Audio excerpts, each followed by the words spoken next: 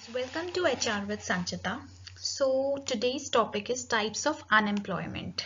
Okay, and yes, like, share and subscribe to my channel, and also subscribe to my Telegram page in which I post all the updates related to all my video classes that I upload, and the link to my Telegram channel I have pinned in the comments. So yes, so first, voluntary unemployment. So first of all, you should know what is unemployment, when people do not get the job. Okay, so voluntary unemployment. Now here the first word is voluntary and the second word is unemployment. So voluntary means some people are unwilling to work at the prevailing wage rate. So ये जो people unemployed है, ये voluntarily unemployed है, मतलब अपनी will and wish पे these people are unemployed. Okay, because they are unwilling to work at the prevailing wage rate. Okay, so jobs are available for these people in the market, but they voluntarily are not working at the prevailing wage rate. Okay, so jobs are available but they do not accept them. So this is voluntary unemployment. I hope it is clear. Okay, now comes the seasonal unemployment. So you can understand now here the word is seasonal. Okay, so that means that the people are employed only for a certain season and rest of the time of the year they are unemployed.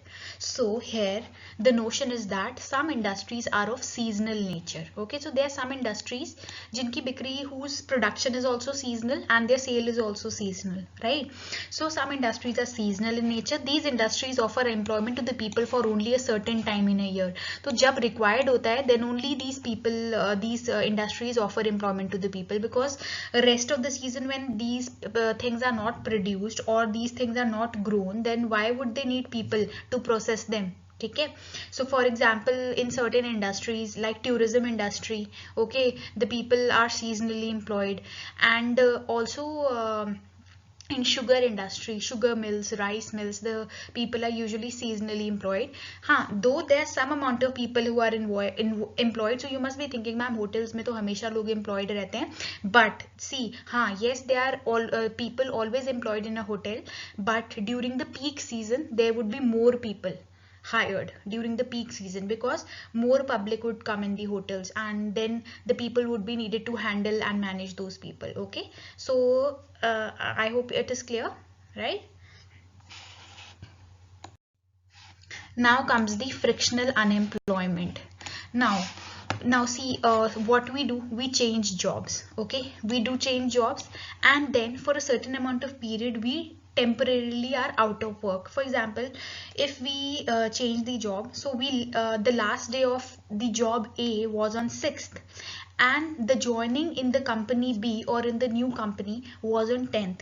So from 7th to 9th, 7th, 8th and 9th, we were unemployed. Okay, so that means that was frictional unemployment. So while changing jobs, when some people are temporarily out of work, this is known as frictional unemployment.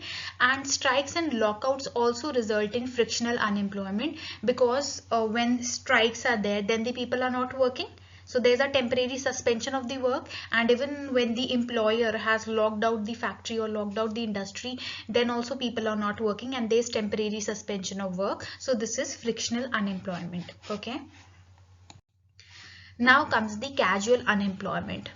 So here comes the short-term employment or the short-term contracts. So casual employment is caused due to short-term contracts or short-term employment of the people. So casual employment occurs when workers are employed on day-to-day or short-term contract basis. In industries like catering, construction, experience casual unemployment. So see during wedding season, so in wedding also people are employed. ठीक है, तो वो 2-3 दिन के लिए employ हो गए, या hardly अगर destination wedding है तो 1 week के लिए employ हो गए. तो उसके बाद थोड़े टाइम तक, जब तक they'll not get the second work, they would be unemployed. So that is the casual unemployment, and usually in industries like catering and construction, right? So construction में also for some amount of time you are constructing. ठीक है, so उसके बाद जब building खत्म हो गई, then you are unemployed. So short term basis, contractual basis पे when you are employed, and when the contract ends, okay, then you face casual unemployment until you grab a new job. Okay, so this is casual unemployment. Now is the disguised unemployment. So now see, disguised unemployment is most evident in the agricultural industry, okay, or you can say the agricultural sector, right? So see, in villages farmers own a lot of land, and then the whole of their family works on that particular land or the piece of land that they have. So उसपे क्या होता है, for example you need 4 people to work on the piece of land, but there are 6 people in the family and 6 of them are working. So those 2 people, so I told you that 4 are enough to work on that piece of land, but all the 6 members of the family are working on that land. So that means there are 2 extra people working. So if 2 extra people are working, that means that they are not giving any additional contribution to the work, to the output, okay? So those 2 people, obviously there is disguised unemployment then. So see, in this type of unemployment, people may be working, but their contribution to the output, I told you, know, those 2 extra people, they are not contributing to the output, right? Because the marginal productivity is 0. Now what is the marginal productivity? Marginal productivity is the change in productivity, right? So those 2 people, now 4 people were required but 6 are working, so means 2 are extra. So these 2 extra people are not contributing anything extra to the output produced by that piece of land. So that means there's disguised unemployment. So this type of unemployment is often experienced in agriculture. So mostly it is experienced in agriculture, okay? And even if you have a shop also, right? When you have a small shop, confectionery shop, so 3 people are enough to work on that, and there are 4 brothers, so 4 of them are working, so obviously one is extra, right? So then also that shop is facing disguised unemployment. I hope it is clear. Now comes the structural unemployment. So when a person looks for a job but his skills do not match with the skills of the employers are looking for. So when a person is looking for the job but his skills do not match with the skills that the employers are looking, मतलब जो हमारे पास skills हैं वो बाहर जो employers हैं, industries है, वो हमारे स्किल को नहीं ढूंढ रही हैं. So then structural unemployment is experienced. And yes, it is also due to technological changes as well. So when a particular new technology comes in, okay, and I am working on the older technology, so my skills would become obsolete, okay, because a new technology has come in. Now the owners or the employers require a person who knows the new technology, so my skills have become obsolete due to coming in of the new technology, right? So that is structural unemployment. So see, what is so it is caused by, how it is caused, it is caused by decline in demand in an industry. It can also be caused by decline in demand of a particular product because it has become obsolete or a new product has entered, so a particular product's demand would decline, right? And consequent disinvestment and reduction in manpower requirements. If there's a decline in demand, then obviously the company may sell off its assets, the company may sell off a particular part of the industry, okay? So as a result, there would be reduction in manpower requirements as well, right? So then also we would be experiencing structural unemployment, right? Now comes the cyclical unemployment. So this is caused by the trade cycle. So you are aware about the trade cycles, recession, depression, okay? So when there is contraction of the cycles, means when the aggregate demand, the total demand, okay, the whole demand of the economy falls. So if the demand falls, then obviously the production would fall, and if the production would fall, then the people required for producing that particular product would also fall. And if the requirement of the people is falling, then it would lead to unemployment, right? So you understood the whole thing. See, when there is a contraction phase of the trade cycles, right, so the aggregate demand would fall. If the demand falls, then the production also falls, because if the demand falls, then why would we produce a product more and more, right? We produce the product according to the demand, right? So decline in production, and the people are the ones who are producing the product, right? So if we are declining the production, then obviously there would be a reduction in the requirement of the manpower as well. So that is why it leads, when there's a reduction in requirement of the manpower, so it leads to unemployment.